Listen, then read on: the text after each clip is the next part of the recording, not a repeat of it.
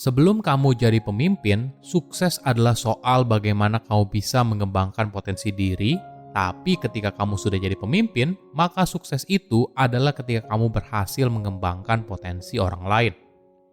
Halo semuanya, nama saya Michael, selamat datang di channel saya, Sikutu Buku.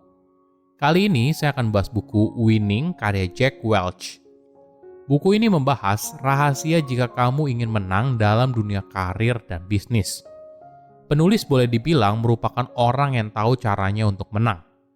Selama 40 tahun berkarir di General Electric, dia berhasil membantu perusahaan meraih kesuksesan tahun demi tahun di berbagai belahan dunia, berbagai kategori pasar yang berbeda, dan melawan berbagai kompetisi yang brutal.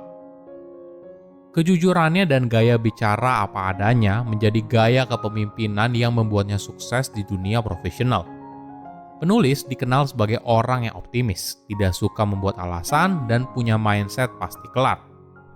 Sebelum kita mulai, buat kalian yang mau support channel ini agar terus berkarya, caranya gampang banget. Kalian cukup klik subscribe dan nyalakan loncengnya. Dukungan kalian membantu banget supaya kita bisa rutin posting dan bersama-sama belajar di channel ini. Saya merangkumnya menjadi 3 hal penting dari buku ini. Pertama, resep perusahaan pemenang. Buat yang belum tahu, Jack Welch boleh dibilang merupakan seorang legenda hidup. Jack menjabat sebagai CEO General Electric selama 21 tahun. Selama periode tersebut, dia menerapkan teknik manajemen inovatif, yang kemudian dikenal di seluruh dunia dan menjadikan GE sebagai salah satu organisasi yang paling dikagumi dan sukses. Di bawah kepemimpinannya, valuasi GE naik 4.000%, dan ketika Jack pensiun, dia menerima pesangon sebesar 6,3 triliun rupiah. Jadi bisa dibayangkan betapa besarnya penghargaan yang diberikan oleh GE kepada Jack. Sejak tahun 2001 saat dirinya pensiun, Jack lalu menjadi dosen dan telah menyentuh lebih dari 250.000 orang. Penulis memulai bukunya dengan menekankan pentingnya sebuah misi. Ibaratnya seperti ini. Atlet profesional berlatih setiap hari dan melakukan latihan yang berat walaupun itu tidak mudah. Mereka juga harus punya disiplin yang tinggi, tidak boleh tidur terlalu malam, minum minuman beralkohol, merokok, dan sebagainya, agar mereka bisa tetap pada performa terbaik. Bisnis dan olahraga profesional punya karakter yang mirip. Keduanya berada pada lingkungan yang keras dan terus berubah. Jadi kamu butuh strategi, kerjasama tim, dan keteguhan hati untuk jadi pemenang. Misi merupakan kata yang terlalu sering digunakan, tapi mungkin saja tidak banyak yang tahu bagaimana cara menggunakannya dengan tepat. Bagi penulis, misi selalu sama, untuk menjadi pemenang di bisnis apapun yang sedang kamu jalani. Nah, misi merupakan jawaban dari pertanyaan, bagaimana kita bisa jadi pemenang dalam bisnis ini? Jika kamu bisa menjawabnya, maka kamu punya misi yang jelas. Sebuah misi yang baik ibaratnya sebuah tujuan. Sebuah tempat yang ingin kamu capai dan kenapa. Misi itu harus spesifik agar bisa menginspirasi anggota tim untuk mencapainya.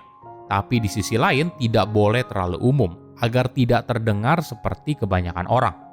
Misi yang baik dapat memotivasi karyawan dan membantu mereka fokus pada pekerjaan mereka untuk memecahkan masalah yang mungkin dihadapi di sepanjang jalan. Bagi penulis, jawabannya adalah General Electric harus menjadi nomor 1 atau nomor 2 di setiap bidang usahanya. Jika tidak, maka tinggalkan saja. Inilah yang membuat penulis mulai melihat performa masing-masing lini usaha di GE, lalu berinvestasi lebih pada bidang usaha di mana GE sudah menjadi juara, dan meninggalkan lini usaha di mana GE tidak punya performa yang bagus. Kedua, tips mencapai tujuan yang besar. Oke, kamu sudah punya misi yang kuat. Selanjutnya apa? Nilai-nilai perusahaan. Ini adalah penjelasan dari misi tersebut. Nilai-nilai perusahaan menjelaskan kepada setiap karyawan di perusahaan dari level CEO hingga staf bagaimana mereka bisa mencapai misi tersebut. Di GE, beberapa nilai perusahaan seperti jangan mentolerir birokrasi dan lihat perubahan sebagai kesempatan untuk bertumbuh. Agar misi dan nilai perusahaan benar-benar berdampak pada bisnis, maka harus ada penghargaan yang setimpal bagi mereka yang menjalankan dan hukuman bagi mereka yang tidak. Penulis punya rumus 70-20-10 untuk menciptakan perusahaan pemenang. Idenya adalah untuk membagi karyawan ke dalam 3 kategori berdasarkan kinerja. Top 20%, middle 70%, dan bottom 10%. Karyawan yang memiliki kinerja tinggi dan tergolong best performer berada pada kategori top 20% dan mereka harus diberikan penghargaan lebih. Entah persentase gaji yang lebih tinggi, bonus, atau kesempatan promosi jabatan. Sedangkan 70% karyawan yang berada di tengah merupakan bagian penting perusahaan. Mungkin saja kinerjanya biasa aja, tapi jika mereka diberikan motivasi yang cukup, penghargaan atas prestasi dan kesempatan untuk bertumbuh, bisa saja mereka naik kelas. Sedangkan tingkatan terbawah 10% merupakan karyawan yang dianggap underperformer. Kinerjanya jauh dari harapan, dan bagi penulis, karyawan yang berada di kategori ini maka lebih baik dipecat dari perusahaan. Tentu saja kebijakan ini kontroversial. Kenapa? Mungkin perlu dipahami, sistem penilaian apapun tidak 100% objektif. Mungkin saja ada bias dari atasan, faktor di luar kendali misalnya kondisi pasar yang buruk, dan sebagainya. Tapi penulis berpendapat, perusahaan yang sukses tidak bisa membagi waktu dan sumber dayanya pada karyawan yang memang tidak memiliki kinerja yang baik. Di sisi lain, mungkin saja karyawan tersebut sebenarnya lebih cocok di bidang yang lain daripada apa yang dikerjakannya saat ini. Ketiga, karir itu bukan untuk perusahaan. Bagaimana bila kamu tidak suka apa yang kamu kerjakan?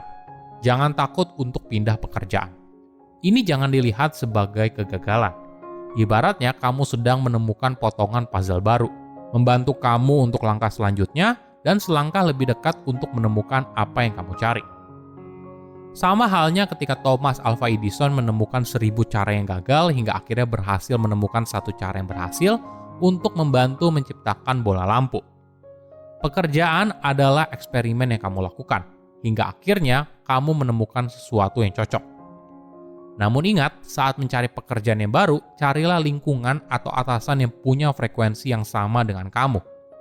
Banyak yang bilang kalau mencari pekerjaan itu bukan cuma soal kamu bisa kerja atau enggak, tapi juga ada sisi chemistry-nya. Apakah kamu dan atasan kamu punya kecocokan itu untuk bisa bekerja sama? Setiap pekerjaan pasti punya momen up and down-nya. Ini adalah hal yang wajar. Tapi jika sebuah pekerjaan tidak memberikan kamu gairah, mungkin kamu perlu mempertimbangkan untuk pindah. Ketika kamu merasa mandek, rasa frustasi bisa menumpuk dan terus bertambah. Alhasil, bukan hanya ini berdampak buruk bagi perusahaan, tapi juga bagi dirimu sendiri. Namun ingat, dalam menemukan pekerjaan baru, pekerjaan sekarang bisa sangat membantu kamu. Semakin baik kamu bekerja di tempat sekarang, maka peluang kamu untuk mendapatkan pekerjaan yang baru di tempat lain akan semakin besar. Mungkin hal ini terdengar bertolak belakang. Tapi coba bayangkan kamu di sisi pemilik bisnis atau atasan. Apakah kamu ingin merekrut karyawan yang bertalenta atau tidak? Tentunya iya kan? Nah, mencari pekerjaan baru akan jauh lebih mudah ketika kamu merupakan karyawan bertalenta di pekerjaan sekarang. Jadi, kamu bisa bercerita apa saja yang kamu kerjakan di posisi ini dan apa pencapaian yang telah kamu raih. Silahkan komen di kolom komentar pelajaran apa yang kalian dapat ketika baca buku ini. Selain itu, komen juga mau buku apa lagi yang saya review di video berikutnya. Saya undur diri, jangan lupa subscribe channel YouTube Sikutu Buku. Bye-bye.